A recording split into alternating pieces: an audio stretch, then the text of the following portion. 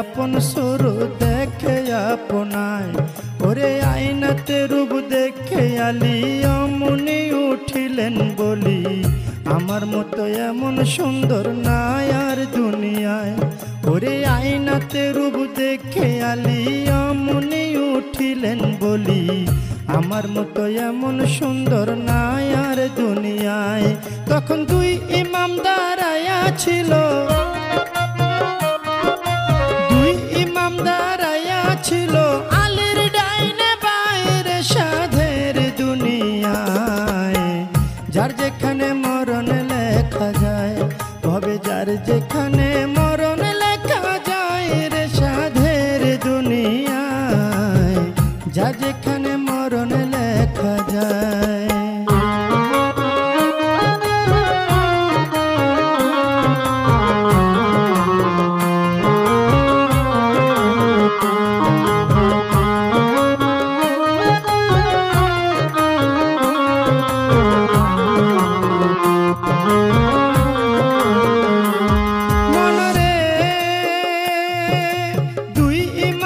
পিতার ধারে শুনে না বা কই আপনারে, আপনার চেয়ে বেশি সুন্দর আছে আমার মার। মায়ের বাত তুনি এক সুরত আছে, যে দেখছে সে পাগল হইছে। বিনায়া বিনায়া বলছে ইমাম দুইজনায়, ওরে এই কথা শুনিয়া আলী গুসাতে বলিলেন খুলি। দৌড়াইয়া তখন আলী ঘরে চইলা যায়, ওরে গিয়া বলছে জোহরা রে, শোনো জোহরা কই তোমারে।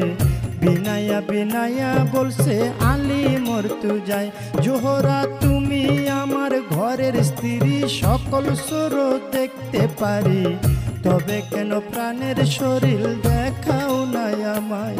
তোমার বাত তুমি এক সুরত আছে, দেখাও নাই কেন আমার কাছে।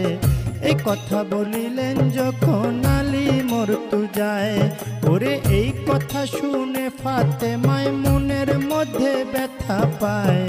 ফরিয়া জানাইলেন মাওলারি দরগায়, মাওলা গো আমার বাত তুমি সুরতের কথা যে কইয়া লাগাইছে ব্যথা। জহর কহরে মরণ হয়েছেন দুইজনার, এই অভিশাপ যখন দিল মাওলাজি হুকুম করিল।